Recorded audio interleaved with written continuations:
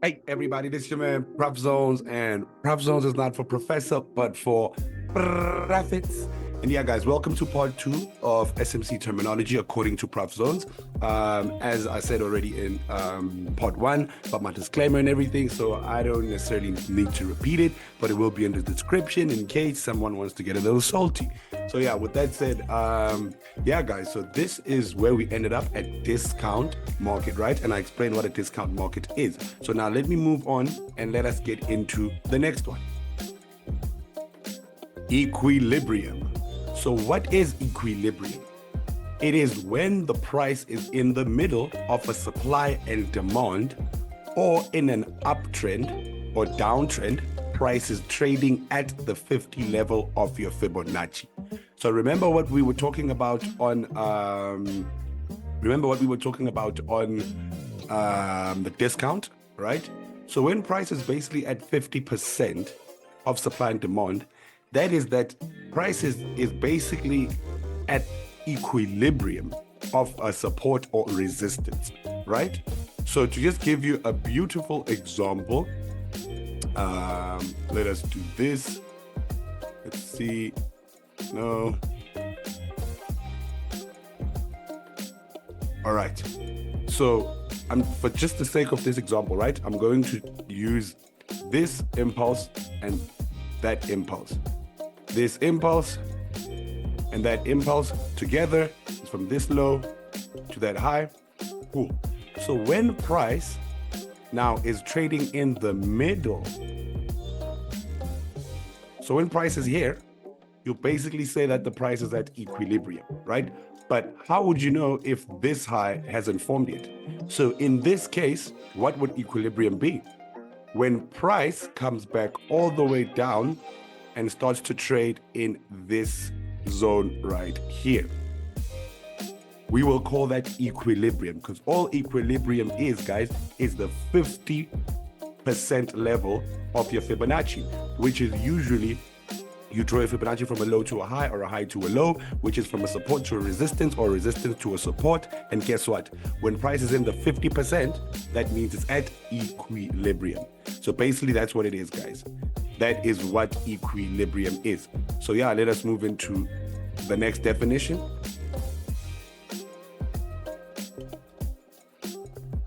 Fair value gap, the famous FVG, right? So a fair value gap, this is what it is, guys. A 3-candle structure with an up or down impulse candle that indicates and creates an imbalance or an inefficiency in the market. In layman's terms, it's the gap between the 3 candles, whether it is bullish or bearish, whether the trend is bullish or bearish, guys. So in layman's term, it's just the gap in between 3 candles. Now, let me show you what I mean when I say that. The gap in between 3 candles. Can you recognize that we have candle number 1? Let me just get my arrow.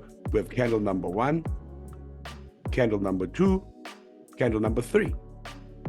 And can you see that the gap between candle number 1 and candle number 3, this is the gap right here.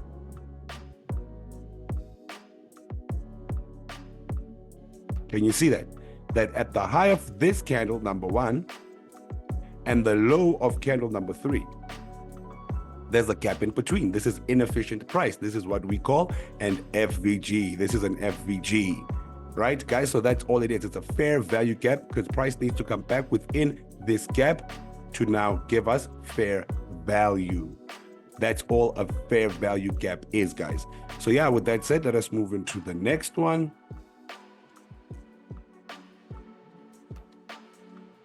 Levels of liquidity. Okay, now a lot of people get confused a little bit when it comes to this one. So let's just read the definition first before we move into the charts.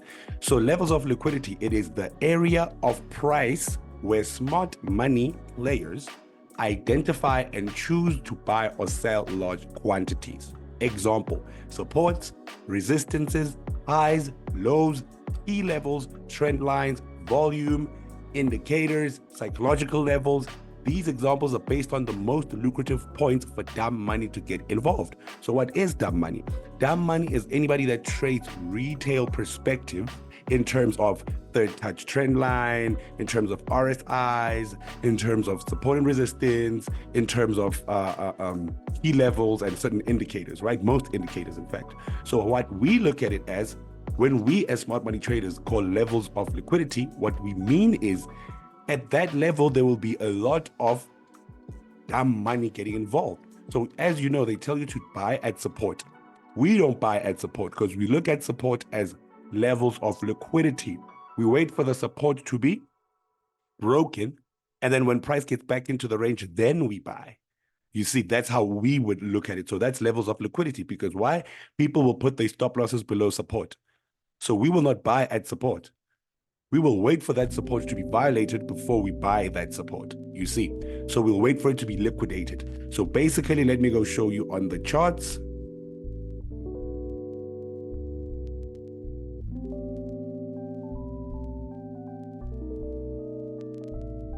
All right, so basically, guys, let me just give you a very nice example, right? So this would be resistance for a lot of dumb money, right? And this would be support. And this would be support. So to us, we don't look at that as support and resistance. We look at that as levels of liquidity. We look at this as levels of liquidity. So what we will wait for is for the market to violate the highest part, which is this buy side liquidity, to violate that highest part and then come back in the range before we get involved to sell this market. Vice versa, when price is right here below, so you see these equal lows here are liquidity. So we will wait for a liquidity sweep, and can you see there was a liquidity sweep right here? And then when price gets back in the range, then we will look to get involved in the trade. Not get involved, but look to get involved. And as you can see, price came back all the way down, but guess what? It did not take out all of these buyers that were right here. It just took out the ones that have tight stop losses, and then all of a sudden it shot up, right? So dumb money, what they do is they just buy at this level based on what's happening in previous price action, right? Because the odds are it's going to push all the way up. We will actually wait for those liquidity levels to be taken, meaning the sell side liquidity right here will activate buyers. And that's exactly how we look at it. That's what we call levels of liquidity. So yeah, guys, let us move into the next example. The next definition. So liquidity, there we go.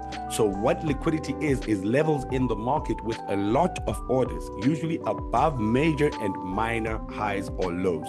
Can you tell that it's exactly what I just explained to you? So liquidity is basically levels that have high forms of money. As you saw that there's dollar signs next to liquidity, because why? We know that above previous highs or lows, there is usually stops and orders there, right? So for example, this was your sell side liquidity. So as soon as the market pushed down, it activated what? Sell stops and sell limits, right? So as soon as it went down, it activated all of that. But then notice how it now retraced back up to stop those same people out that it just activated before it continued, right? So this level of liquidity right here, we would look at it as price needs to sweep this liquidity. And then if it comes back within the range, we know that we are buying all the way up into this liquidity to form higher highs. But if price doesn't come back in the range, that means that liquidity was not swept, but rather grabbed. So all that liquidity was grabbed, and then those ones with tight stop losses and those that are impatient were stopped out. And then the market didn't even want to get back into this range of liquidity. That's why it dropped, right? So to give you another example of liquidity would be this low right here. This is sell side liquidity. As you can see, the market grabbed all of these orders down here, hence the wick, and then all of a sudden found momentum to close with an engulfing candle and push this market all the way up to break this high, and furthermore that high, right? So that's what liquidity is, guys. That's what liquidity is. With that said, let us move into the next definition. Liquidity sweep. Liquidity sweep. All right, that was a little too fast. Oh man. There you go. So liquidity sweep, right? Or liquidity grab. When price breaks a low or a high and gets back within the range, which is exactly what we just explained. So what I just explained, that is liquidity sweep, guys. All right. So market structure. Market structure is the structure of the market, be it a downtrend, uptrend, or consolidation. So let me give you an example of that, right? So when we speak about the structure of the market, so when someone asks you, what's the structure of the market, or what's market structure telling you? That means you should be able to mark out your highs, your lows, so that you can tell that we are bullish or bearish. So currently we are bullish, because what is market structure doing? It's forming higher highs, right? It's forming higher highs. So currently we are bullish. Simply as that. If the market is forming higher highs, then we are bullish. If the market is forming lower lows, then we are bearish. That is market structure. As simple as that, guys. Sometimes sometimes you just have to look at the definition so that you can understand. Basically understand the word, you understand what we're talking about. All right, now market structure shift. This is where it gets a little tricky for most people. So as I was saying, that it gets tricky for most people simply because they tend to confuse change of character with market structure shift, because some of them interchange these words. And from my understanding, change of character is not a market structure shift. So with that said, a market structure shift shows you when the price is breaking a structure or changing the direction in the market, not to be confused with a change of character. So the best way to understand it is that a market structure shift comes after a change of character, right? It comes after a change of character. Now, let me just move into a lower time frame so that I can show you quite nicely. So a change of character would be this, right? A change of character would be the market forming a lower low, and then after that lower low, breaking to form a higher high. See, it formed a higher high, it broke that, right? That's a change of character. Now, a market structure shift is after that change of character high has been formed, then it's broken. That's now a market structure shift, because we have changed character and then now the market structure has shifted. So we were bearish. So let me just explain yet again in case. So we were bearish, right? Moving to the downside, forming lower lows, stuff like that, right? And then all of a sudden we formed this lower low. After this lower low, we decided to break that last high that created that low. So after that happened, that is a change of character, right? After we have broken this high that decided to form this low, right? Because the only reason why this low is there is because this high is there. So I'm not sure if you're following me, but if you're not, let me just repeat one more time. So we were bearish, forming lower lows, right? Forming lower lows, and the last low was this. So we need to look at the high that created that last low. So it was this. And then from there, when that high that created the last low is violated, like this, that's a change of character. But then that high that now we have right here needs to be violated for us to say the market structure has shifted. That is a market structure shift. And usually most people grab trades after the most reliable trades are trades after the market structure shift. So yeah, guys, without wasting too much time on that explanation, let us move into the next definition. Order block. So guys, a lot of people throw this order block name around, and very few people actually understand what an order block is. They think order block is the backbone of smart money, and really order block is not the backbone of smart money, but rather order flow. And yeah, we'll cover that in another explanation. But with that said, an order block, right, abbreviation OB, is large market orders, a big block of orders. where smart money buys or sells from different levels of liquidity.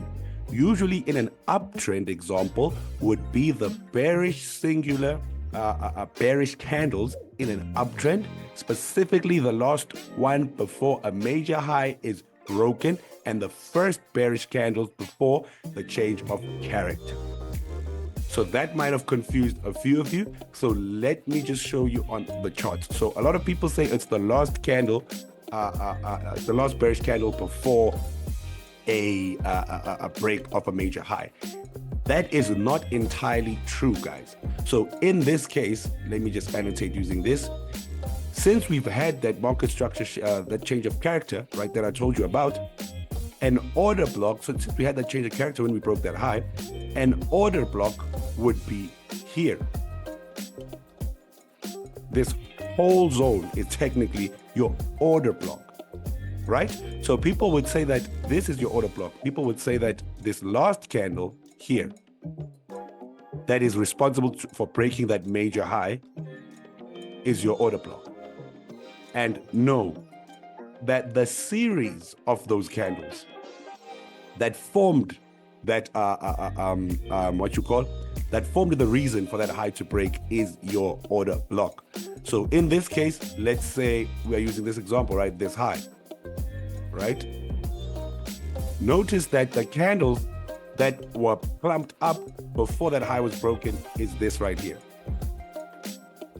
So that's your order block, not the last candle necessarily. It's the last plumped up candles before that high was broken, right? Not the last candle before that major high was broken. So that is an order block, and we'll delve deeper into that in other lessons. Now I just want to cover some definitions for you. So yeah, and now we have a point of interest, right?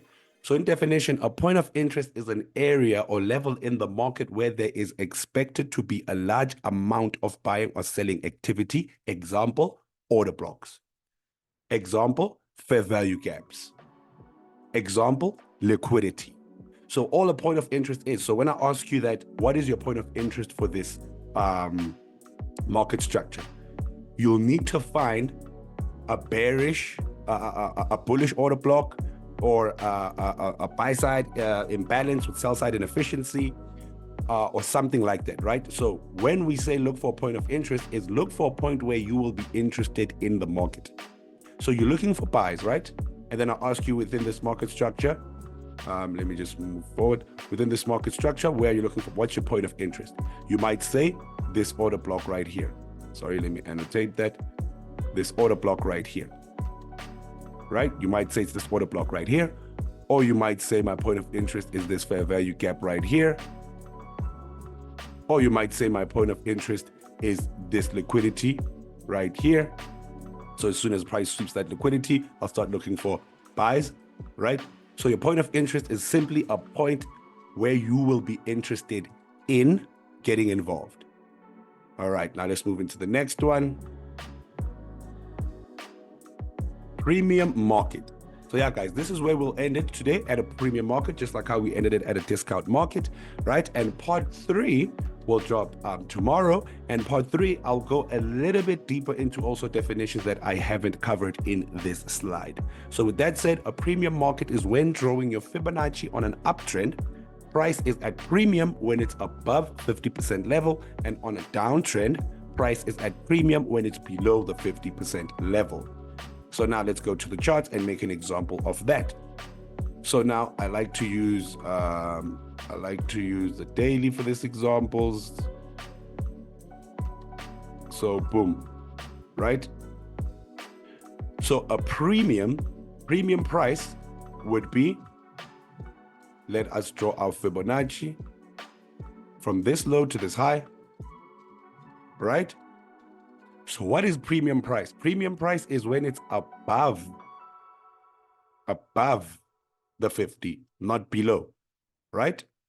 Because we've drawn our Fibonacci going to the upside. So premium price is above this 50. So if you would look to sell, you're looking to sell at premium price, not at discount. So you will look to sell above the 50, not below, right? So let's say you're looking to sell around about maybe this order block here, or maybe you want to sell at this fair value gap here, or maybe you want to sell after this liquidity has swept. Whatever you want to do, but you need to sell above, you need to sell at premium. You can't sell at discount, right? So for a real life example, when you buy a car for 100,000, you will most likely sell the car when it's at 150,000 rather than selling the car when it's at 80,000, because now you've lost 20,000. So basically that's what premium is. And on a downtrend, let me just get rid of this fib. And on a downtrend, basically draw it like this, from this high to this low. And you want to buy when price is below the 50. Because when it's below the 50, it's at premium. When it's above now, it's at discount. So you'll want to buy it there. So you're going to be looking for buys where? Right below, when it's below the 50. So let's say you're looking for buys at this fair value gap right here. You can continue buying and you buy into discount. And then in discount, you'll be selling. So it's vice versa of discount price, right? So discount price on an uptrend is below the 50, and on a downtrend is above the 50. And premium price on an uptrend is above the 50, and premium price on a downtrend is below the 50, right? So it's basically vice versa. So yeah, guys, with that said, I don't want to make this long. I hope it's not too long, but yeah, there will be a part 3, which will be the final part. But yeah, as I said, guys, do tap into our Monday market mapping. The link is in the description. We're almost hitting 500 subscribers. And also definitely subscribe to Ground Up Capital if you're not subscribed, because every Sunday I'm dropping breakdowns and there is more content that is coming. So yeah, educational content, so to say, that is coming. So yeah, guys, with that said, see you on the next one. Cheers, guys.